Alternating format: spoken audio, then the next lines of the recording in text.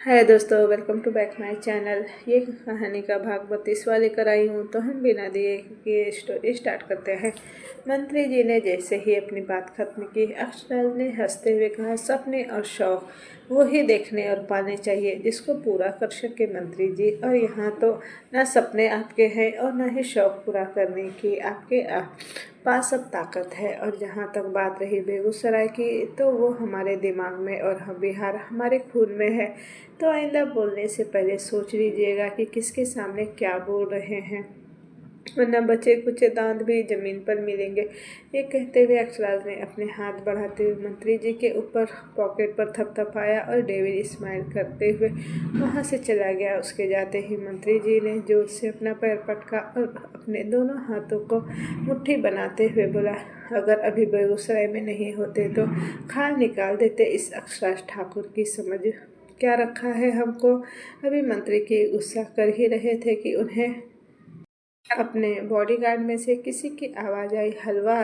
मंत्री जी ये सुनते ही वो पीछे पलटे और चिल्लाते हुए बोले, अबे कौन बोला रे, किसने कहा बे। मंत्री जी बोले कि हलवा अच्छा बना है, आपके लिए ला दे क्या, बड़े ठाकुर पूछ रहे हैं। बॉडीगार्ड ने अपना सिर नीचे करते हुए कहा। ये सुनते ही मंत्री जी की आंखें गुस्से से लाल हो गई और वो गुस्से करते हुए बोले, नहीं चाहिए हमको कोई हलवा वलवा, भागो यहाँ से, नमूने सारे पाल रखे हैं यहाँ, एक से एक हैं। मंत्री जी ने खुद से कहा और वो दूसरी तरफ चले गए। वहीं दूसरी तरफ, भाभी ये आपकी तीसरी चाट की प्लेट है और लाना है क्या हमको। रावे ने तीसरी चाट की प्लेट धृति को देते हुए कहा।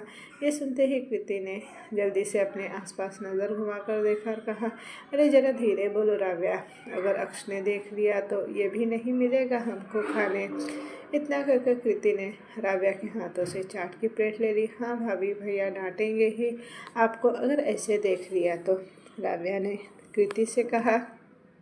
ये सुनते ही कृति के चेहरे पर स्माइल आ गए और उसने अपना सिर ना में हिलाते हुए कहा, नहीं अक्ष हमको डांटते नहीं हैं, उन्होंने कभी डांटा ही नहीं है हमको। आखिर सच ही तो बात थी। ये अक्षराज ने डांटना तो दूर, कभी उसके ऊपर अपनी आवाज़ तक ऊंची नहीं की थी। और शायद यही तो मतलब था प्यार का, यही तो मतलब था सच्चे मर्द होने का। कृति की आवाज़ में खुशी झलक रही थी जिसे राव्या बखूबी महसूस कर पा रही थी। कृति की आंखों में राव्या अक्षराज के लिए प्यार नहीं, बेशुमार मोहब्बत देख पा रही थी।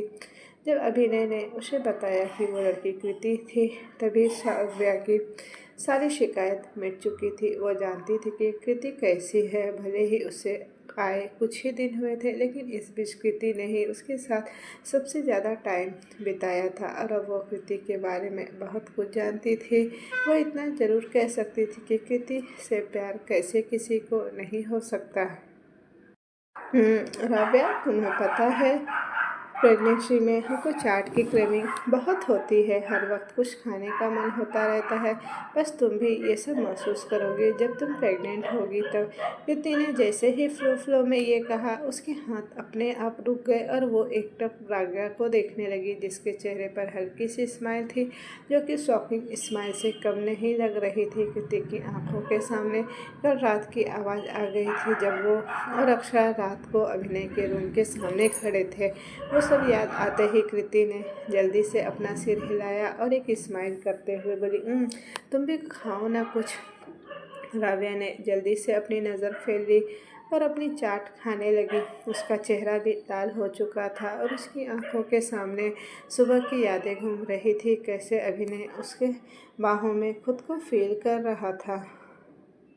अभी कृति जैसे ही अपनी चाट की बाइट लेने की कोशिश की, तभी एक हाथ ने आकर उसकी प्लेट छीन ली। अरे हम खा रहे थे, कृति कहते कहते खुद चुप हो गई और सामने देखने लगी जहां अक्षराज उसे एकटक घूर रहा था। अक्षराज ने एक नज़र कृति को देखा और फिर उसके सामने लगी दो खाली प्लेट्स का, जिसके ऊपर हल्का हल्का चाट लगा था। ये सब देखते ही उसकी आंखें बड़ी हो गई और उसने अपना सिर ना में हिलाते हुए कहा, कृति ये सब क्या है। अक्ष हमने नहीं, ये बेबीज़ ने। कृति ने जल्दी से अपना सारा इल्ज़ाम अपनी बेबीज़ पर डालते हुए कहा। उसकी बात सुनते ही राव्या की हंसी आ रही थी, पर अक्षराज को सामने देख उसने अपनी स्माइल को रोक दी। अक्षराज ने अपना सिर ना में हिलाकर कहा, बस बहुत हो गया, अब चलो हवेली वापस, बहुत रात हो गई है। इतना कहकर अक्षरा ने चाट की प्लेट नीचे टेबल पर रखा और अपने हाथ कृति के सामने बढ़ा दिया। तभी कृति ने चाट की प्लेट को देखते हुए कहा, आप चलिए ना, हम अभी आते हैं। इसे ख़त्म करके उसकी ये बात सुन अक्षरा को अपना सर पीटने का मन कर रहा था। उसने कृति का हाथ पकड़ा और कहा, नहीं, कोई ज़रूरत नहीं है उसे और खाने की, चलो अब हवेली चुपचाप, बहुत खा लिया है अब तुमने। कृति ने अपनी आंखों को ब्लिंक करते हुए रिक्वेस्ट करने की कोशिश की, पर अक्षरा ने अपना सिर ना में हिलाते हुए कहा, हमको अब गोद में उठाना भी आता है कृति। अक्षरा ने जैसे ये कहा, कृति जल्दी से अपना सिर ना में हिलाया और बाहर की तरफ जाने लगी। अक्षरा के चेहरे पर स्माइल आ गई और उसने कृति का हाथ पकड़ लिया और उसके साथ जाने लगा। तभी उसे मंत्री जी की आवाज़ आई, बड़े ठाकुर रुकिए तो ज़रा। उसकी आवाज़ सुनते ही अक्षरा के कदम अपने आप रुक गए और कृति भी रुक गई, पर अक्षरा ने अपनी आंखों का इशारा करते हुए कृति को राव्या के साथ आगे बढ़ने का इशारा किया। मंत्री जी ये देखते ही अक्षरा के पास चले आए और अपने हाथों की मुट्ठी खोलते हुए बोले, चीज़ें संभालनी तो नहीं आती आपसे और आप चले हैं सीएम की कुर्सी लेने। ये सुनते ही अक्षरा की आंखें लाल हो गई और उसकी नज़र मंत्री जी के हाथ पर रखी अपनी वॉलेट पर गई। उसने जल्दी से वो वॉलेट ले लिया और एक नज़र उसे खोलकर देखते हुए जल्दी से अपने पॉकेट के अंदर रख दिया। उसकी ये हरकत देख मंत्री जी हंसते हुए बोले, जब चीज़ जान से भी ज़्यादा कीमती हो ना तो उसे लॉकर में या लॉक करके रखते हैं। बड़े ठाकुर ऐसे वॉलेट में लेकर नहीं घूमते। वैसे कहना तो पड़ेगा, जैसा आप सबकी किस्मत चमकाते रहते हैं वैसे ही भगवान ने भी आपकी किस्मत चमका दी है। हमारी तो किस्मत चमक गई, लेकिन अब आपकी अंधेरे में जाने वाली है। अक्षरा ने बस इतना ही कहा कि मंत्री जी दोबारा से बोले, बीवी की फ़ोटो वॉलेट में लेकर घूमना आपको शोभा नहीं देता बड़े ठाकुर, कुछ मर्दों वाला काम कीजिए। ऐसे बीवी से बंध के रहना आपको शोभा नहीं देता बड़े ठाकुर। मंत्री जी ने भी अभी इतना ही कहा था कि अक्षरा अपनी लाल आँख से उसे घूरता रहा और अगले ही पर एक जोरदार थप्पड़ मंत्री जी के गालों पर जाकर लगा और दूसरे ही पर मंत्री जी जमीन पर गिर पड़े। राव्या जैसे ही कमरे में आई तभी किसी ने उसे एक झटके से अपनी बाहों में पकड़कर उसे वॉल से सटा दिया। राव्या की आंखें बड़ी हो गई और वो अपने सामने खड़े अभिनय को देखते हुए बोली, आपने तो डरा ही दिया हमको। और राव्या ने अभिनय ने राव्या के वाल और खुद के बीच कैद करते हुए प्यार से बोला, और तुमने हमको पागल कर दिया। ये कहते हुए उसका एक हाथ राव्या की कमर पर चल रहा था। वो आज सच में पागल ही हो चुका था। उसे एक ब्लू कलर की साड़ी में देख राव्या सच में बहुत खूबसूरत लग रही थी। ऊपर से उसके गले में चमकता हुआ उसके नाक का मंगलसूत्र भी उसे और खूबसूरत बना रहा था। अभिनय की बात सुन राव्या के चेहरे पर स्माइल आ गई और वो बिना अभिनय के कंधे पर अपने हाथ रखते हुए बोली, अब तो हमने कुछ किया भी नहीं है तब आपका ये हाल है, तो अब आगे क्या होगा। ये सुनते ही अभिनय की आंखों में चमक आ गई और वो खुद को राव्या के ऊपर झुकाते हुए बोला, अगर तुमने शुरू किया तो हम भी खुद को रोक नहीं पाएंगे राव्या। विनय की बात सुन राव्या के दोनों गाल लाल हो गए। उसे समझ नहीं आ रहा था कि अभिनय किस चीज़ की बात कर रहा है। अभिनय की गर्म सांसें उसके चेहरे पर आ रही थी, जिसे फिरकर राव्या को कुछ अजीब सा लगने लगा था। ऊपर से अभिनय उसकी कमर को लगातार सहलाए जा रहा था, वो भी उसकी बॉडी को टेंशन से भर रहा था।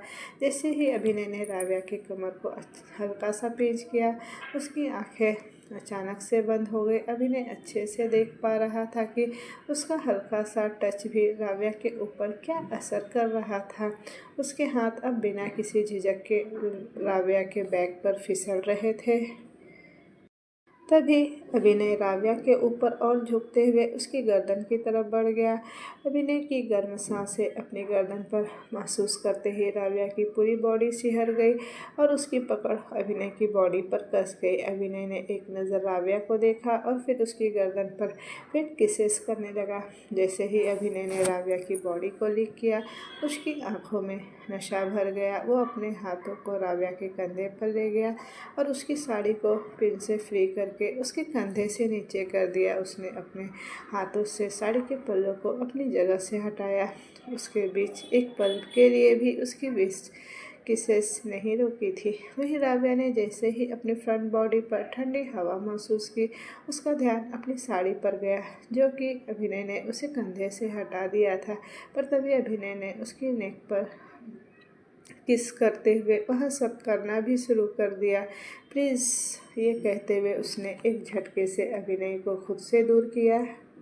अभिनय के बाल मेसी होकर उसके फॉरहेड पर चिपके हुए थे। वही अभिनय अभी कुछ समझ पाता कि राव्या ने उसे खुद से दूर क्यों किया। तभी एक झटके से राव्या ने अपने होठों को अभिनय के होठों पर रख दिया और अपनी आंखें बंद कर ली। उसके हाथ अभिनय के मेसी बालों में घूम रहे थे।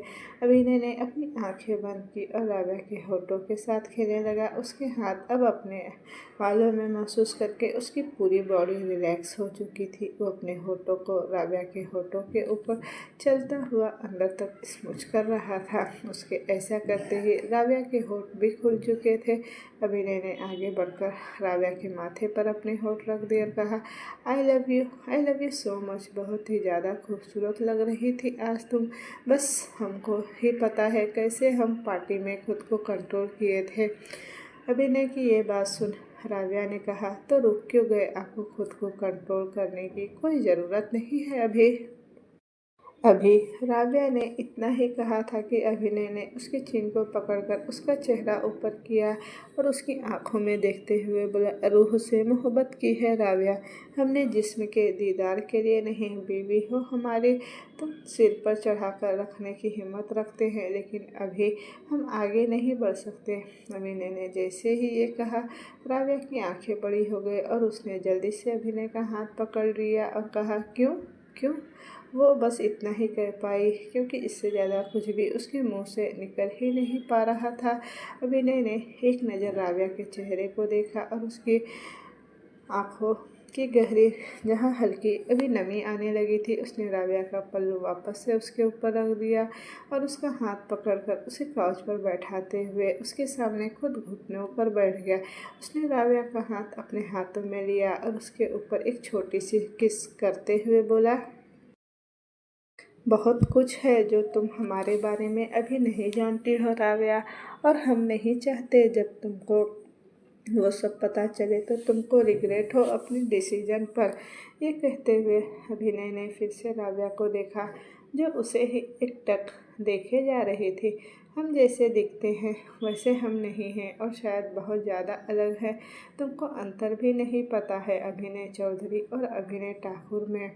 अभिनय ने फिर उसे समझाते हुए कहा, राव्या तो जब तब से चुप थी। उसने एक गहरी सांस ली और बोली, हमको मोहब्बत अभिनय से हुई है चौधरी या ठाकुर से नहीं।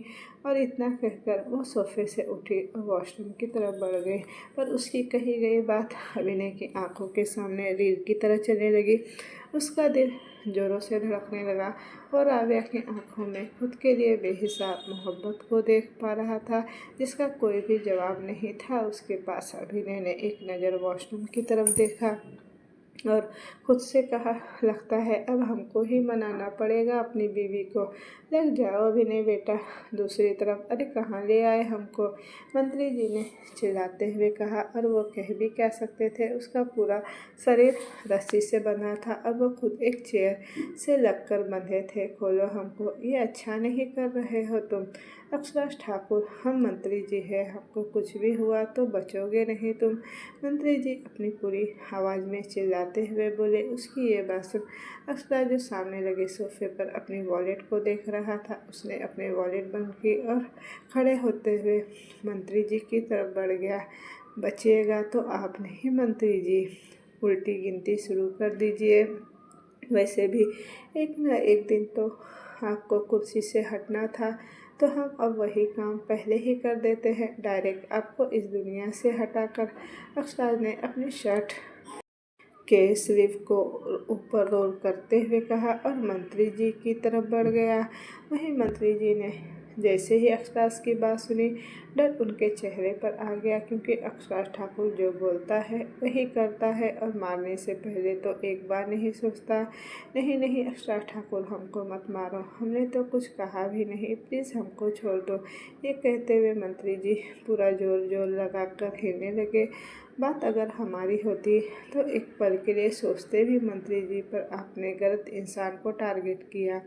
और अक्षराज ठाकुर अपनी बीवी के लिए किसी को बचा भी सकता है और किसी को मार भी सकता है। अक्षराज ने अपनी लाल आंखों से मंत्री जी को देखते हुए कहा।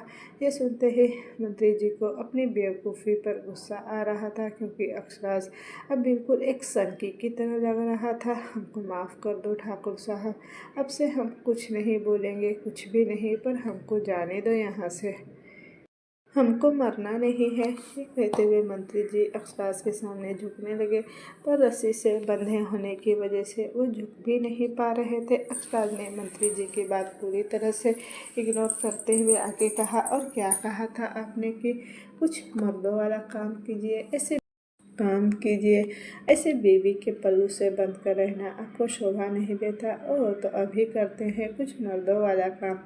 ये कहते ही अक्षराज ने अपनी बंदूक उठाई और अगले ही पर मंत्री जी के ऊपर चला दी। राव्या, दरवाज़ा खोलो, विनय ने वॉशरूम का दरवाज़ा नॉक करते हुए कहा।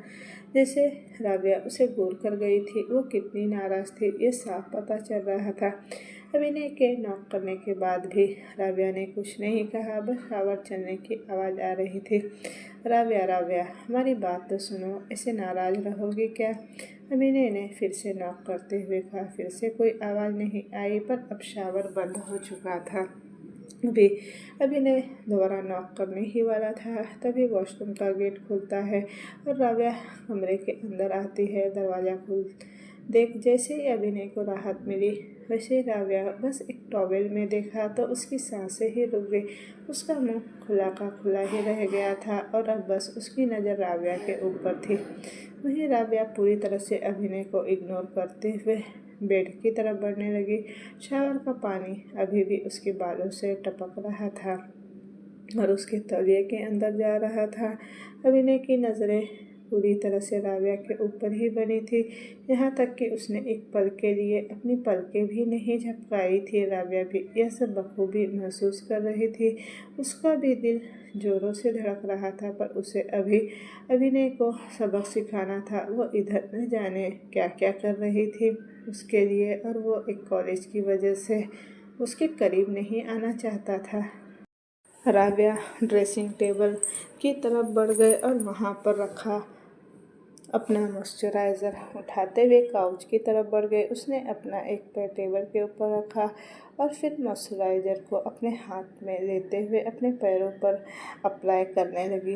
अभिनय ने अपने कदम राव्या की तरफ बढ़ा दिए और अगले ही पर उसके हाथों से आकर मॉइस्चराइज़र लेते हुए कहा, क्या हम मदद करें? राव्या ने एक नज़र अभिनय को ऊपर से नीचे देखा, फिर अपना सिर हाँ में हिलाया। ये देखते ही अभिनय एक झटके से काउच पर बैठ गया और राव्या का पैर टेबल से उठाकर अपने सीने पर रख लिया। उसके ऐसा करते ही राव्या का दिल जोरों से धड़क गया और उसने जल्दी से अपना पैर अभिनय के सीने से हटाने की कोशिश की, पर अभिनय ने अपना सिर ना में हिलाते हुए कहा, अभिनय, ठाकुर के दिल पर राज करती हो, रहने दो इसे यहाँ। राव्या चुप हो गई। उसके इस बात का कोई जवाब नहीं था उसके पास। अभिनय ने एक स्माइल पास की और मॉइस्चराइज़र अपने हाथों में लेते हुए राव्या के पैरों पर अप्लाई करने लगा। अभिनय के हाथ को अपनी बॉडी पर फील करते ही राव्या की आंखें अपने आप बंद हो गई और उसकी पूरी बॉडी गूज़बम्प से भर गई। उसका दिल तेज़ी से धड़कने लगा, उसके साथ साथ उसके दिल की धड़कन बढ़ने लगी। राव्या अभिनय के हाथ धीरे धीरे कर ऊपर की तरफ बढ़ने लगे। अभिनय अपना शर्त राव्या को देते हुए बोला, अब हम और ज़्यादा देर खुद को रोक नहीं पाएंगे। ये सुनते ही राव्या का चेहरा लाल हो गया। अभिनय ने एक हल्की सी पिक राव्या के होठों पर की और कहा, बहुत ही मुश्किल होने वाला है अब खुद को कंट्रोल करना। और इतना कहते ही वो जल्दी से वॉशरूम के अंदर भाग गया। उसे ऐसे जाता देख राव्या के चेहरे पर स्माइल आ गई। वो साफ देख पा रही थी कि उसका क्या असर है अभिनय के ऊपर। उसने टॉवेल को वहीं रख दिया और अभिनय की शर्ट को स्मेल करते हुए बोली, हमारी जान ले जाएंगे आप एक दिन। ये कहते हुए उसने अभिनय की शर्ट को पहन लिया और बेड की तरफ बढ़ गई। वहीं अभिनय बाथरूम के अंदर लगातार खुद को कंट्रोल करने की कोशिश कर रहा था, पर जितनी बार वो खुद को कंट्रोल कर रहा था उतनी बार उसकी आंखों के सामने राव्या का चेहरा आ रहा था। अगले पर वो राव्या का नाम लेते हुए उसकी सांसें भारी हो गई। I just love you Ravya. मंत्री जी डर से तड़प रहे थे, पर डर अभी भी उसके चेहरे पर साफ साफ दिख रहा था। और दिखता भी क्यों नहीं, सामने अक्षराज ठाकुर खड़ा था जो उन्हें मारने से पहले दूसरी बार सोचता भी नहीं था। हमको माफ़ कर दो, हमको मारो मत, मंत्री जी ने तड़पते हुए कहा। जिसे सुन अक्षराज ने गन को अपने हाथों में घुमाया, फिर खुद मंत्री जी के आसपास घूमते हुए बोला, इसी हाथ से हमारा वॉलेट उठाया था ना, शुक्र कीजिए कि अपना हाथ काटा नहीं हमने, वरना हमारी बीवी पर नज़र रखने वालों की आंखें निकाल लेते हैं हम। मंत्री जी बखूबी जानते थे अक्षराज के कारनामों के बारे में। जीत का बेगूसराय के सड़क के बीचों बीच मारना, नाजिया बेगम के गुंडों को स्पाइक बेल्ट से मारना और नाजिया बेगम की मौत, कुछ भी छुपा नहीं था मंत्री जी से। लेकिन जब मौत आती है तो इंसान खुद ब खुद अक्षराज ठाकुर के सामने चला जाता है, और वही मंत्री जी के साथ हुआ। अब मंत्री जी ये सोच रहे थे कि अक्षराज ने अपने हाथ उनके घाव पर रख दिया और जोर से दबाते हुए बोला, इसलिए बेगूसराय और बिहार दोनों से चुपचाप निकल जाइए, वरना जो काले पैसे की आलीशान ज़िंदगी जी रहे हैं ना, वो सबके सामने आने में वक्त नहीं लगेगा। अक्षराज की बात सुन मंत्री जी कांपने लगे। न जाने कितने लोगों की ज़िंदगी बर्बाद करके वो इतने काले पैसों के मालिक बन थे। वो ऐसे तो नहीं जाने देने वाले थे इन पैसों को, और वो चाहे तो कुछ भी नहीं कर सकते थे, क्योंकि सामने कोई और नहीं बल्कि अक्षराज ठाकुर खड़ा है, जिसकी एक नज़र देखने भर से सामने वाले को अपनी ज़िंदगी के सारे पाप याद आ जाते हैं। हाँ, चले जाएंगे बड़े ठाकुर, पहले मुझे माफ़ी दे दीजिए हमको, मंत्री जी ने अब तड़पते हुए कहा। ये सुनते ही अक्षराज ने एक नज़र बगल में खड़े अपने आदमी को देखा, और अगले ही पर उस आदमी ने आकर मंत्री जी के सारे रस्सियों को खोल दिया। मंत्री जी ने जल्दी से अपना कंधा पकड़ लिया और खून रोकने की कोशिश करने लगा। भाग जाइए मंत्री जी, क्योंकि अगर आपके कदम रुके तो आपकी सांसें भी रुक जाएगी। अक्षराज ने ये कहा और वापस से सोफे पर जाकर बैठ गया। वो किसी राजा की तरह सोफे पर बैठा था। उसका एक पैर अपने दूसरे पैर पर था। वो गन को अपने हाथों में घुमाते हुए मंत्री जी को अपनी लाल आंखों से देख रहा था। धृति कोई राह चलती लड़की नहीं थी, बीवी थी उसकी, ऊपर से मोहब्बत थी उसकी। उसे प्यार करने में उसका मेल ईगो कभी भी नहीं आने वाला था। वो उससे प्यार करता था, ये दिखाने में उसे कोई शर्म नहीं थी। ये उसके लिए गर्व की बात थी। कृति की वजह से उसकी ज़िंदगी वापस से ज़िंदगी बनी। वो कृति की जिसने उसे अंधेरे से निकालकर उजाले की तरफ लाया था, वो कैसे नहीं इस लड़की के सामने खुद को कुर्बान कर सकता था। वो कृति थी, कृति अक्षराज ठाकुर थी, उसकी ज़िंदगी का वो हिस्सा जिसके बिना अक्षराज ठाकुर अधूरा था। जब उसने कहा था कि अगर कृति उसके सामने हो तो वो हर बार झुकना पसंद करेगा, वो सिर्फ कहने को ही नहीं कहा था, वो सच में हर बार ये कर सकता था। वो प्यार में मरने मिटने वालों की दुनिया में अपने प्यार अपनी कृति के साथ जीना चाहता था। हाँ, वो सेल्फिश था, सबसे बड़ा सेल्फिश था कृति के लिए। नेक्स्ट मॉर्निंग अक्षराज को अपने बालों में किसी के हाथ महसूस हो रहे थे। वो गहरी नींद में था, पर फिर भी वो आराम से यह बता सकता था कि ये किसके हाथ थे। वह उसकी खुशबू को स्मेल करके, उसकी सॉफ्टनेस को फील करके ये बता सकता था कि ये हाथ किसी और के नहीं बल्कि उसकी बीवी के थे। उसने आराम से कृति के हाथों को अपने बालों से लिया और उसे अपने सीने से लगाते हुए फिर से सोने लगा। अक्ष, कल रात आप कब आए? हम इंतज़ार कर रहे थे आपका। कृति ने अपने दूसरे हाथ से अक्षराज के बालों को सहलाते हुए कहा। ये सुनते ही अक्षराज को कल रात की सारी बात याद आ गई और उसके चेहरे पर हल्की सी मुस्कुराहट आ गई। वहीं अक्षराज की हसीन मुस्कुराहट को देख कृति ने धीरे से कहा, कहीं आप किसी पॉलिटिकल पार्टी के ऑर्केस्ट्रा में तो नहीं चले गए थे ना? उसे अक्षराज पर खुद से ज़्यादा यकीन था, पर प्रेगनेंसी के हार्मोन्स की वजह से पता नहीं उसका दिल यह सोच सोच कर दुख रहा था। अक्षराज ने जैसे ही यह सुना, उसकी आंखें एक झटके से खुल गई और उसके सामने कृति का मुरझाया हुआ चेहरा आ गया, जिसे देखकर वह आराम से बता सकता था कि उसकी बीवी क्या ही सोच रही है। नहीं कृति, हम किसी पार्टी में नहीं गए थे, ना ही हम किसी ऑर्केस्ट्रा में गए थे और ना ही ये कोई पॉलिटिकल पार्टी में। कल रात हम फैक्ट्री के गोदाम में थे और कुछ बाहर से सामान आया हुआ था, वही देखने गए थे। अक्षराज ने बिल्कुल ही शांत अंदाज में कहा। वो भी ये बहुत अच्छी तरह से जानता था कि उसकी कृति कभी उसके ऊपर शक नहीं करती, पर प्रेगनेंसी की वजह से ये सब नॉर्मल था और वह यह बहुत अच्छी तरह समझता है। वहीं अक्षराज की बात सुन कृति को सुकून मिल गया था। उसे दिल में अब खुशी महसूस हो रही थी। वह जानती थी कि उसका अब सिर्फ उसका है, अब हमेशा उसी का रहेगा। अब वह यही सोच रही थी कि अक्षराज कैसे अब वो यही सोच रही थी कि अक्षराज ने उसके चेहरे को अपने हाथ में भरा और आगे कहा, हमारी ज़िंदगी में तुम्हारे अलावा कोई और कभी भी नहीं आ सकती कृति। ऐसा नहीं है कि तुम हमारी बीवी हो इसलिए हम ऐसा कह रहे हैं। तुम सिर्फ कृति अक्षराज ठाकुर ही नहीं बल्कि अक्षराज ठाकुर का आधा हिस्सा हो, हमारी ज़िंदगी का वजूद हो और सबसे ज़रूरी हमारी हर एक पल सांस लेने की वजह हो तुम। वो पहली और आखिरी लड़की हो तुम जिसने अक्षराज ठाकुर को ही नहीं बल्कि सिर्फ अक्ष को देखा है। वो अक्ष जो 24 साल पहले कहीं खो सा गया था। तुमने हमारा सबसे मजबूत और सबसे कमज़ोर दोनों ही रूप देखा है, हमारी आंखों से आंसू में देखा है, हमारी खिलखिलाती हुई हंसी को देखा है। हम कैसे किसी और को तुम्हारी जगह दे सकते हैं जब हमारी जीने की वजह ही तुम हो। धृति अच्छा फील करने के लिए अक्षराज के सामने इतना कुछ कह रहा था। उसकी प्रेगनेंसी हार्मोन्स को समझकर उसने उसे हैंडल किया, पर वो कैसे हर बार भूल जाती थी कि उसके सामने कौन है। वह अक्षरा ठाकुर का प्यार थी, मोहब्बत थी, उसके जीने की इकलौती वजह थी। ये प्रेगनेंसी हार्मोन्स हम नहीं। कृति बोलने की कोशिश कर रही थी पर कुछ भी वो बोल नहीं पा रही थी और सच कहे तो उसका कहना ही बेकार था। अक्षराज की हर एक लफ्ज़ में उसके सामने उसकी कोई भी बात खड़ी ही नहीं हो सकती थी।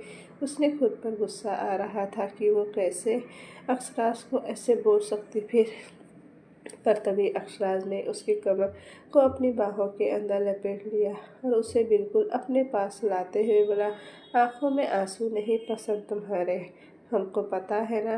कृति ने अपना सिर हाँ में हिलाया और अपनी आंखें बार बार झपकाई, पर अगले ही पल अक्षराज ने अपने होठों से कृति के होठों को चूम लिया और कहा, हम जानते हैं ये सब प्रेगनेंसी की वजह से तुमने पूछा, पर यह हमारा फ़र्ज है कि तुम्हारी हर एक शिकायत को दूर करने का। कृति ये सुनते ही कृति के चेहरे पर स्माइल आ गई और जल्दी से अक्षराज के बाहों से वो लिपट गई।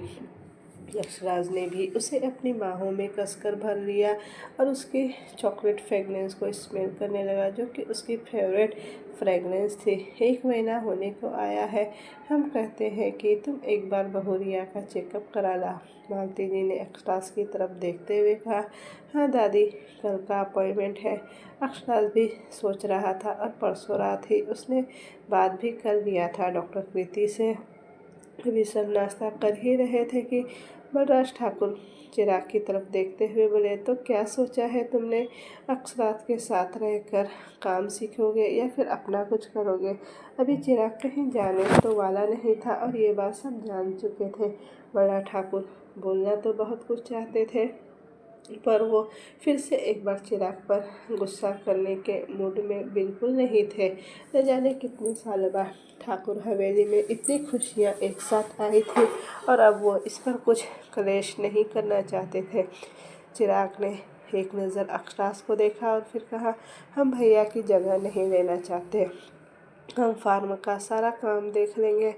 चिराग ने भले ही अपनी ज़िंदगी में बहुत कुछ फैसला लिया था, पर वो अपने भाई को, अक्षराज को जान से भी ज़्यादा ऊपर रखता था और वो कभी भी अक्षराज की जगह लेना नहीं चाहेगा। अक्षराज ने जैसे ही ये सुना चिराग की बात, उसके हाथ अपने आप रुक गए और वो चिराग को देखने लगा। अभी वो कुछ कहने ही वाला था कि तभी बलराज ठाकुर खुश होते हुए बोले, अच्छा फैसला लिया है तुमने, आज से फार्म का सारा काम तुम देख सकते हो, कुछ भी ज़रूरी हो तो अक्षराज से बात कर लेना। और इतना कहकर बलराज ठाकुर वहाँ से चले गए। बलराज ठाकुर खानदान का फार्म बिजनेस 1500 करोड़ का था और हर साल इस फार्म से दुनिया भर के खाने पीने के सामान सप्लाई होते थे, जैसे मखाने, शुगर केन, लीची, चावल, साथ ही कई तरह के मिनरल्स भी, सोना, आयरन, जिंक, वाटर भी ठाकुर फार्म्स के अंदर आते थे। चिराग, अगर तुमको फैक्ट्री में आना है तो तुम आ सकते हो, या फिर पॉलिटिक्स में तो भी आ सकते हो, हमको कोई दिक्कत नहीं। अक्षराज ने अपनी बात चिराग के सामने रखी। भले ही चिराग उसकी इज्जत करता था, पर अक्षराज कभी यह नहीं चाहता था कि कुछ पैसे और रुतबे के लिए उसके भाई भाई उसके दुश्मन बने। अक्षराज की बात सुनते ही चिराग ने अपना सिर ना में हिलाया और कहा, नहीं भैया, हमारे लिए आपके ऊपर कोई भी नहीं, यह सब आपकी मेहनत का, हम आपकी मेहनत को कभी भी अपना नहीं कह सकते, हम अपनी मेहनत से कुछ करना चाहते हैं इस बार। ये कहते हुए चिराग का सर झुक गया। वो सच में बहुत शर्मिंदा था जो भी उसने किया था, पर अब वो सब कुछ बदलना चाहता था। अक्षराज ने एक स्माइल की और चिराग के कंधे पर टैप करते हुए वहाँ से उठकर चला गया। दूसरी तरफ अभिनय अपने ऑफिस में चुपचाप बैठा था। उसका दिल किसी भी काम में नहीं लग रहा था। कल रात जो भी हुआ वो सब अभी तक उसके माइंड में चल रहा था, और चलता भी क्यों नहीं, वो लगभग अपना कंट्रोल खो ही चुका था। उसने अपने पेन को गुस्से से अपने टेबल पर मारा और खुद से कहा, नहीं नहीं, हम बिना अपनी सच्चाई बताए राबिया को टच नहीं कर सकते, हमको उसकी ज़िंदगी ख़राब करने का कोई हक नहीं है। अगर हमारी सच्चाई जानने के बाद उसे हमारे साथ नहीं रहना होगा तो हम कुछ भी नहीं कहेंगे, पर हम कल की तरह खुद का कंट्रोल नहीं खो सकते। सच में कल उसने बहुत मुश्किल से खुद को कंट्रोल किया था और न जाने कैसे कैसे क्या कुछ नहीं किया था। कल वो पूरी रात सोया नहीं था और सोता भी कैसे। रात भर उसके दिलो दिमाग में बस राबिया का ही राज चल रहा था। आज रात को ही हम सब कुछ बता देंगे राबिया को। उसके बाद अगर राबिया फैसला राबिया के हाथों में होगा। अभिनय ने एकटक अपने फ़ोन की स्क्रीन देखते हुए कहा, जहां अभी राबिया की फ़ोटो लगी हुई थी, ये उसी रात की फ़ोटो थी जब राबिया ने पहली बार उसे किस किया था और अपने प्यार का इजहार किया था। अभिनय का सिर राबिया के लैप में रखा हुआ था। उसकी आंखों से आंसू बह रहे थे। हाँ, वो रो रहा था। उसके हर एक आंसू राबिया की गोद में गिर रहे थे और वो अपने दोनों हाथों से राबिया की कमर को पकड़े अपने दिल को हल्का कर रहा था। राबिया के हाथ इस बीच एक पल के लिए भी नहीं रुके थे। वो अभिनय के बालों को सहला रही थी और उसके बैग को रफ कर रही थी। अभी अभी उसे अभिनय ने अपने बारे में सब कुछ बताया था जो उसने बीते सालों में सहा था। वो 5 साल के अभिनय का अकेला खुद में सिमट कर रोने से लेकर आज 25 साल के अभिनय को अपने भाई के पास दोबारा आने तक की हर एक बात अभिनय ने राबिया के सामने रख दी। वो और खुद को नहीं रोक सकता था। राबिया उसकी ज़िंदगी थी और वो अपनी ज़िंदगी को अपने सच से कितना ही दूर रख सकता था। राबिया सोच भी नहीं सकती थी कि कैसे उसके अभिनय ने इतना कुछ सहा था। उस छोटे से अभिनय को कितना कुछ सहना पड़ा था। उस उम्र में ऊपर से उसके पास एक अपना कहने वाला कोई नहीं। उसने जानबूझकर अभिनय को रोने दिया ताकि उसका दिल हल्का हो सके। वो अब समझ चुकी थी कि अब जब तक अभिनय अपने दिल को हल्का नहीं करेगा तब तक उसे अपने पास्ट बोझ ही लगेगा। आखिर उसने भी तो यही किया था अपने घर पर। हम हैं ना आपके साथ, आपको एक पल के लिए भी अकेला नहीं छोड़ेंगे, कभी नहीं छोड़ेंगे। अभी राबिया ने धीरे से कहा, पर अभिनय ये बात आराम से सुन सकता था। उसने अपना चेहरा राबिया की कमर से निकाला और एकटक राबिया के चेहरा देखने लगा। उसके ऐसा कहते ही राबिया ने अपना सर हाँ में हिलाया और बोली, हम आपका पीछा ऐसे नहीं छोड़ने वाले हैं। अभी ये सुनते ही अभिनय के चेहरे पर स्माइल आ गई और उसने अपने हाथ राबिया के चेहरे की तरफ बढ़ा दिया और उसके चेहरे को अपने हाथों में लेते हुए कहा, हम छोड़ने देंगे भी नहीं, पकड़ कर रख लेंगे तुमको अपने पास। आज तक हमने सब कुछ जाने ही दिया है, पर हम अब तुमको कहीं जाने नहीं देंगे, कभी भी नहीं। राबिया ये और क्या गलत कह रहा था अभिनय उससे? आज तक उसने हर एक पसंदीदा लोग उससे दूर ही होते आए हैं, पर वो अपनी इस पसंदीदा बीवी को कभी खुद से दूर होने नहीं देगा, कभी भी नहीं। उसने अगर सेल्फिश भी होना पड़े तो उसे मंजूर है। अभिनय ने जैसे ही ये कहा, राबिया का दिल जोरों से धड़कने लगा। उसने अपना चेहरा धीमे से नीचे झुकाया और अपने होठ अभिनय के माथे पर रख दिए। राबिया के सॉफ्ट होठों को अपने माथे पर फील करते ही अभिनय का दिल जोरों से धड़कने लगा। आखिरकार उसने अपनी लाइफ का वो सुकून मिल ही गया जिसके लिए वो कहाँ कहाँ नहीं भटका था। ये सोचते हुए उसके होठों के कोने अपने आप मुड़ गए। राबिया ने आगे बढ़कर अभिनय की आंखों पर अपने होठ रख दिए और उसके पूरे चेहरे को किस करते हुए बोली, आपको पता है आप रोते हुए बहुत क्यूट लगते हो, आपकी ये नाक लाल हो गई है, इससे आप बहुत ज़्यादा क्यूट लग रहे हैं। उसकी ये बात सुनते ही अभिनय उठकर बैठ गया और अपने चेहरे को सामने लगे आईने में देखते हुए बोला, क्या खाक क्यूट लग रहे हैं हम बंदर के, हमारा मतलब है कि हम बंदर जैसे लग रहे हैं। ये सुनते ही राबिया की हंसी आ गई। हाँ हाँ हंस लो, अब हमको हर बार रोना पड़ेगा तुम्हारे सामने क्यूट लगने के लिए। अभिनय ने ये कहा ही था कि राबिया ने अपनी हथेली उसके होठों पर रख दी और सिर ना में हिलाते हुए बोली, तो फिर हमको क्यूट अभिनय नहीं चाहिए। उसकी ये बात सुन अभिनय 2 पल के लिए चुप हो गया। ये लड़की सच में उसकी मौत की वजह बनेगी। एक दिन उसने राबिया के हाथों को अपने हाथों में लिया और उसके ऊपर किस करते हुए बोला, भले ही पहली नहीं मगर हमारी आखिरी ख्वाहिश हमेशा तुम ही रहोगी राबिया। ये सुनते ही राबिया की पूरी बॉडी गम से भर गई। अभिनय की बस इस एक लाइन को सुनकर क्या सच में वो इतनी स्पेशल बन चुकी थी किसी की लाइफ में? किसी की अनवांटेड बेटी से लेकर वो किसी के अनवांटेड बेटी से लेकर वो अब किसी की ज़िंदगी की ख्वाहिश बन चुकी थी।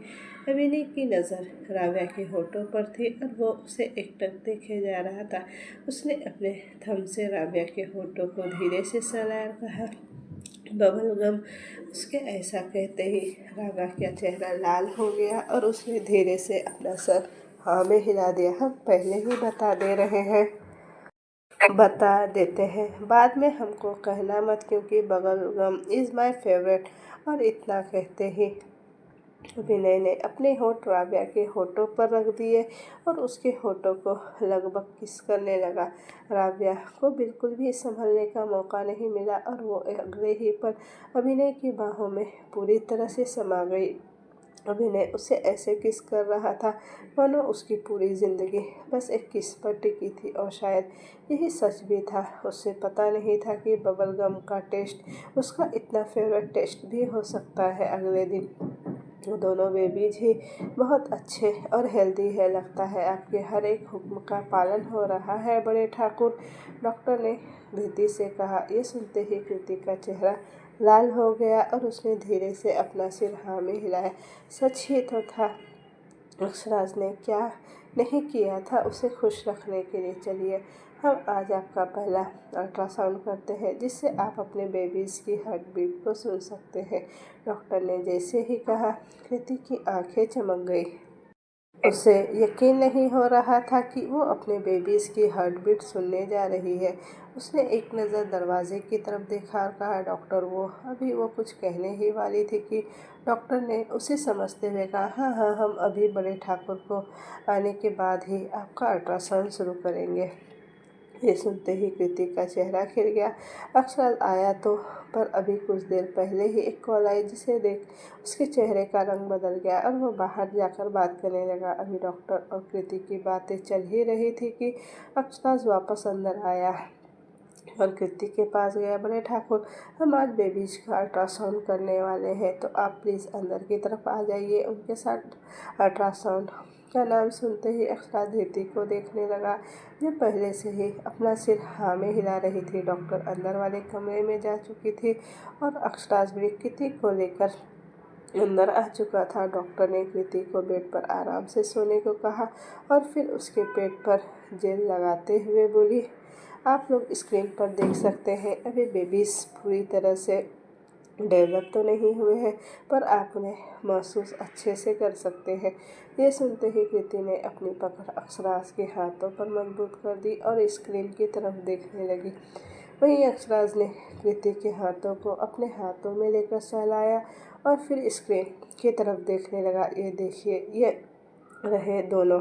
डॉक्टर ने जैसे ही ये कहा, अक्षराज और कृति दोनों की नज़र छोटे छोटे डॉट पर गई, जो दिख तो नहीं रहे थे साफ साफ, मगर नज़र जरूर आ रहे थे।